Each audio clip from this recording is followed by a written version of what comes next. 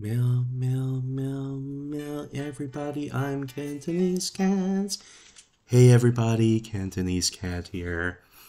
If you look at the monthly chart of Tesla, the last month of April, you have a pretty hammer-ish type candle here. These generally signify a pretty good bottoming type behavior.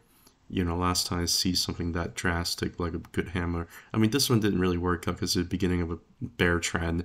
You have a really exhaustive trend over here, so that one didn't work out. But this is a very, very nice hammer bottoming candle. So is this, right?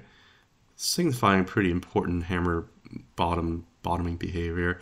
In the time before that, I see a really nice hammer is really over here. You know, so these are generally pretty good bottoming type candles.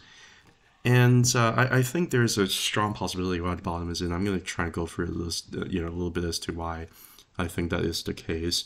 But if you look at the Ichimoku cloud on the monthly, you can see that price has dropped underneath the Ichimoku cloud on the monthly, and this is the first time it's really ever done that. And whenever you drop underneath the cloud, sometimes it can take a little bit longer for you to try to break back above because there has been some technical damage that has been done. And it's going to take some time. Now, if you look and see another asset that has done this repeatedly over and over again is Bitcoin. Bitcoin has done this over and over again. You know, we can't just break underneath the cloud and have to consolidate at least for half a year before it goes up, right? And that's just kind of what Bitcoin does, right? So I wonder if Tesla is kind of going through one of these phases right now. Let me go back to the Tesla chart over here. I wonder whether or not Tesla is going through one of these phases right now, although it would be nice if price is actually above the blue line of Tenkan to kind of hug price up higher. Right now it's beneath basically everything. So you're still going to end up having a lot of resistance above over here. And it's probably going to end up taking some time to repair some of the technical damage before you're able to go back up again. It can take months for it to happen. And if you look at the 2-week chart, it's going to give you a little bit more clear picture in terms of what happened. What happened really is that this bull trend over here just got way too far, way too fast. It got exhausted. You have a little bit of a rolling over look to it. And as it rolled over, you're going to try to find some support. And what happened is it initially found support at the cloud, but broke through underneath the cloud, trying to backtest the cloud multiple times, really for the entire year. And has been unable to break back above the cloud. Right now, we are still underneath the cloud, and right now, the Tenkan, the blue line right here, has been serving as resistance for these last 2 weeks. These are 2-week candles, by the way, right? And this 2-week candle has closed as of today, and right now, the Tenkan is serving as pretty strong resistance for that. Well, it's probably going to end up taking some time to repair that, right? Does it mean that just because it's slamming down like that, that it's absolutely going to just keep pushing price down lower? No, because you have a very similar morphology over here where the Tenkan is just slamming down, but price can still potentially break back above of it, right? So it's not the end of the world, but it's still important to understand that you have resistance here going on. There's potential once you are able to reclaim this Tenkan, you might still have to kind of linger underneath the cloud over here for a little while before you're able to really reverse some of these technical damage and before you're really able to kind of break back through above the cloud. Because it's been trying for quite some time and it's just not really been able to do it after about a year and a half. You know, trying to break back above the cloud just hasn't really been able to do that. So maybe a little bit longer, we'll see. We'll change to the weekly chart here. And when you see here, weekly chart actually looks a little bit better. You can tell that even though price had gotten rejected from the bottom of the cloud, the Tenkan, the blue line over here, has been turned from resistance over here and potentially to support over here. Right? It's a promising kind of look so far. It kind of broke back above, closed the gap over here, which is always good, and is back testing the Tenkan over here. So far, knock on wood, finding support. You know what else is doing? If you look at the bull market support band, there is also a resistance, not just from the bottom of the cloud, but also resistance from the bull market support band, which is consisted of the 20-week moving average and the 21-week exponential moving average. They're pointing down and they can serve as resistance. And I do think that price would probably have to consolidate sideways, maybe at least for a couple months before you're able to really just flip this back over, flatten it.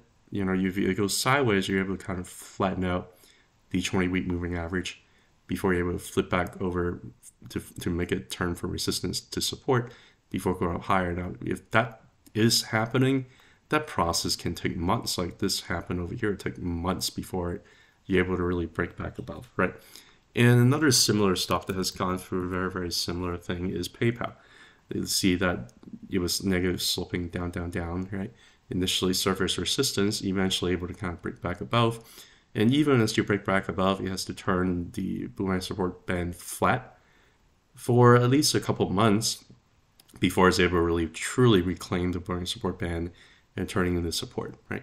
So I can see Tesla potentially spending a few months doing that because it's not good to have a negative sloping Bollinger support band. You want to work its way flat and up sloping, but that can take time.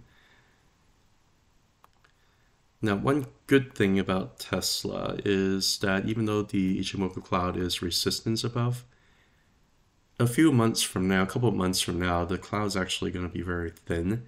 Now, when you see a thin cloud, generally that might be an area where you might be able to actually attack it and get back above and turn bullish again.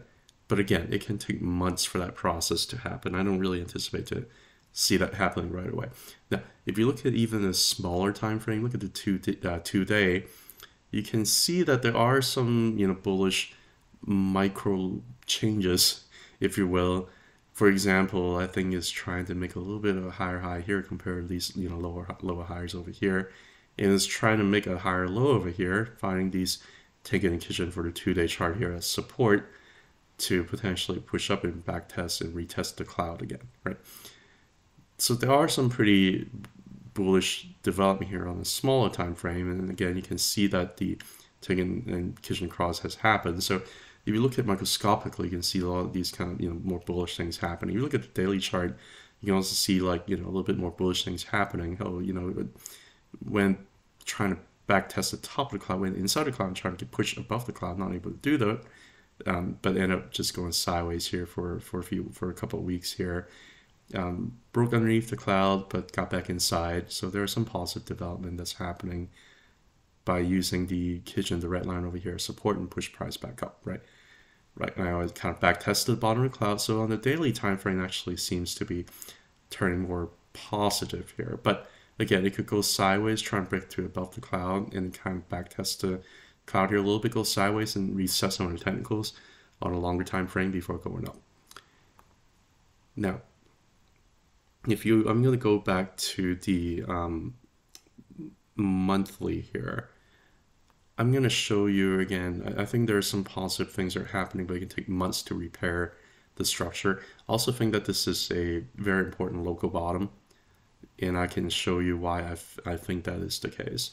If you look at the volume weighted average price, which tells you the average price of holders starting from any particular time, in the past.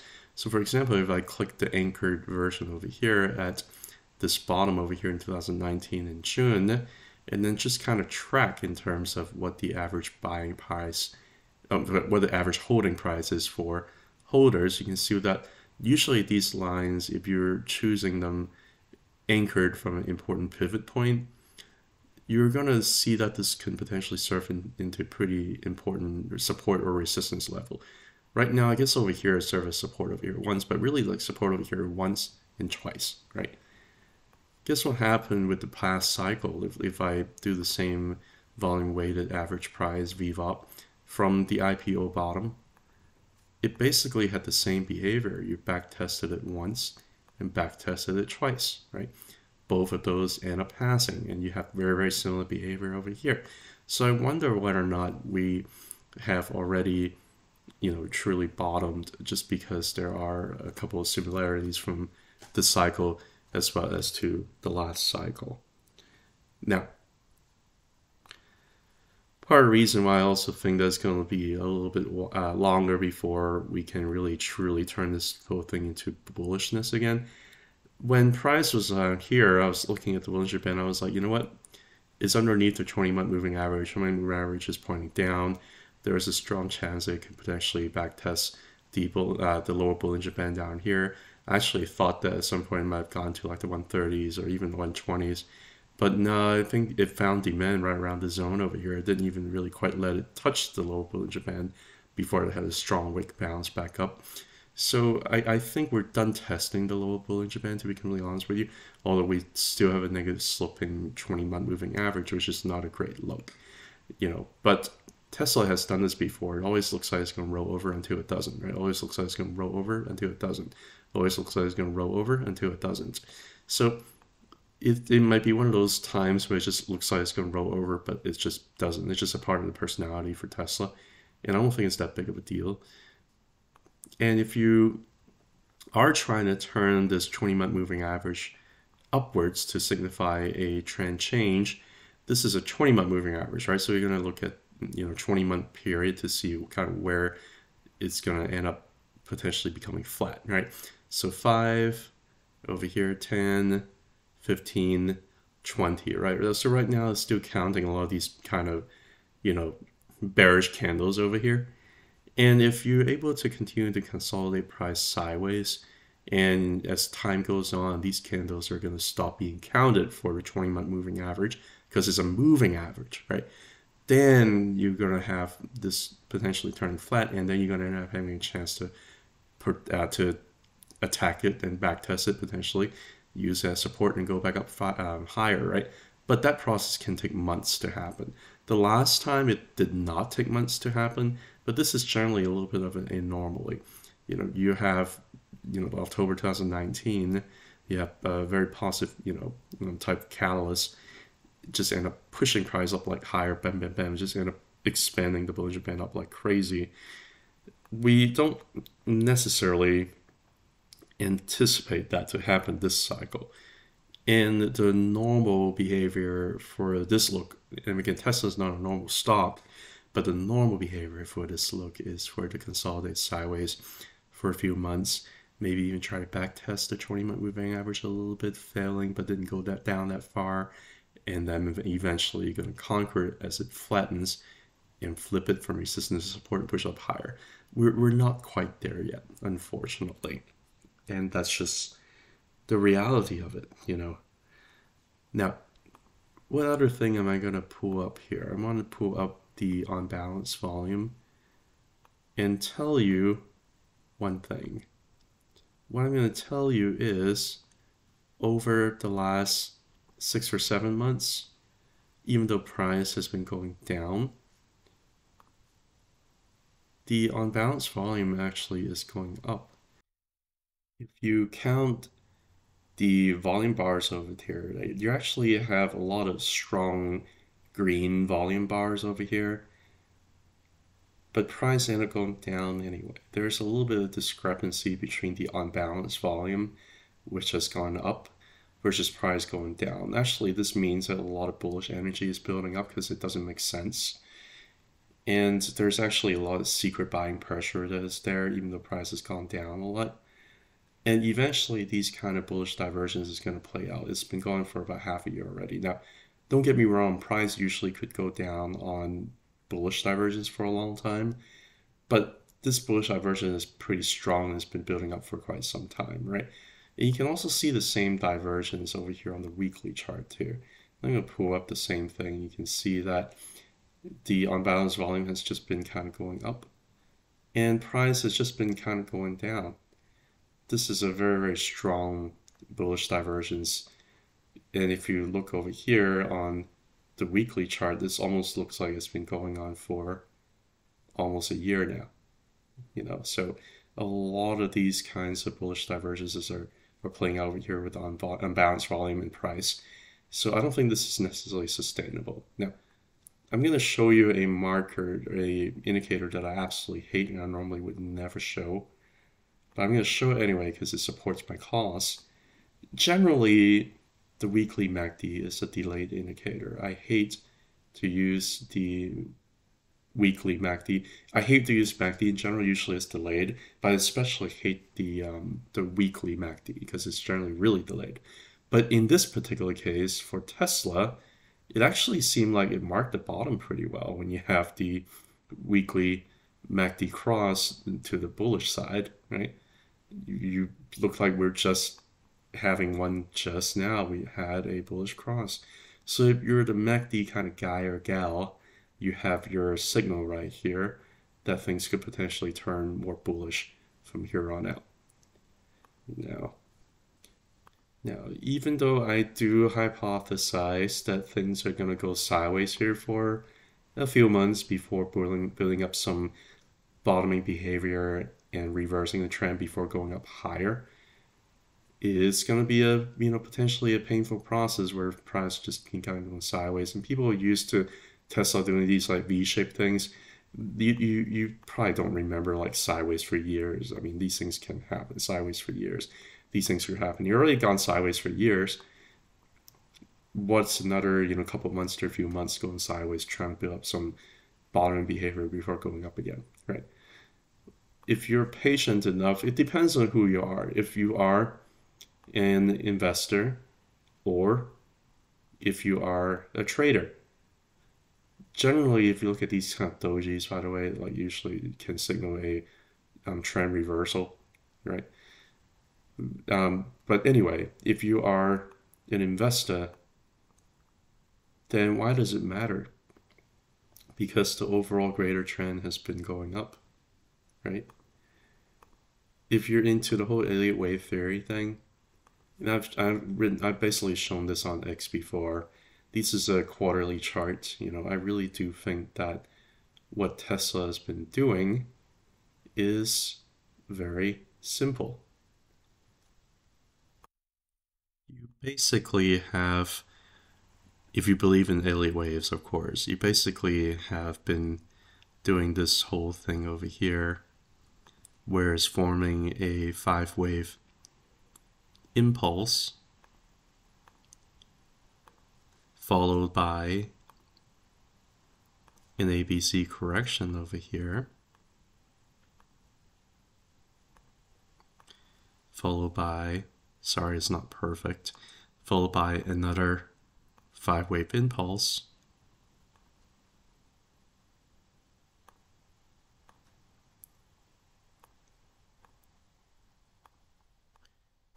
and yet again followed by an ABC correction over here. Pretty brutal, actually, right? What are we doing right now? What do I think we're doing right now? I think we're doing another new 5 waves again. I think we just completed wave 1 over here, and we're maybe completing wave 2 over here. Wave 3 generally is going to be the longest and most powerful. How far do I think it's going to go? I don't think anybody really knows. I'm just going to speculate it's going to go up to close to 4 figures, right? I'm just speculating, right? And one way to kind of help you speculate would be to use some Fibonacci level retracements. Trying to do the retracement, you're also going to end up getting some Fibonacci extension levels over here too, right? So what are you going to expect over here so far? I would expect wave 3 potentially go up to either 2.618 or 3.618, and then wave 4 potentially could backtest down some of these levels down here, either at like 2.618 or maybe a little bit lower. And then wave 5 potentially, if it gets up, end up truncated, becoming short, it might be around like, a little bit over low 1,000s. Or it could end up potentially as high as like maybe 2,000 or 3,000, depending on where it goes, right? Depending on the macroeconomics, depending on how the company runs, things like that. Do I think this is going to happen like at this time frame? Not necessarily. Could it happen a little bit further down the road? Sure, right? I'm more really thinking about like 3 to 5 year targets over here. And the thing is, the interesting thing is that Tesla so far has been following these Fibonacci levels pretty nicely. I'm going to zoom in here into the monthly. It's actually been following these kind of Fibonacci levels pretty nicely. This is not a perfect Fibonacci level, by the way, but you can tell that right now, what price has been doing as it dropped and as it bounced, it's really been trying to bounce from these very, very important levels over here, right? 0.618 usually is the golden ratio, is a very important resistance or support level. Got rejected from that and got rejected here from 0.5. Where did it find support? It found support here in 0.236, but it had to wick all the way down to the lower Fibonacci level at 0.136 before you're able to find support. And right now it seems like we're trying to find support over here, and we might kind of go a little bit sideways over here above the 0.2336 before going up higher. And this consolidation can take time and it can be painful, but I think that's where we are. So we'll see what happens. I mean, these targets are more guidelines anyway, but so far I'm bullish, but I'm not like V-shaped bullish, if that makes sense. And generally, that is actually the way to kind of think about things. You know, generally, if you believe in an asset, you think it's going to grow over time, you think the fundamentals are getting much better compared to a few years ago, then overall, just give it time, it should work out. And eventually, things should be working out so well that you're going to think that it's going to keep working out really well, and you're going to end up being irrational. Things are going to get out of hand, and you're going to have a crazy irrational bull trend that rolls over, and they're going to end up going sideways for another few years. That's just kind of how it goes. So no big deal. But this is the current juncture, and I think I just show you where I anticipate moving forward. Thank you so much for listening. Have a good one. Bye.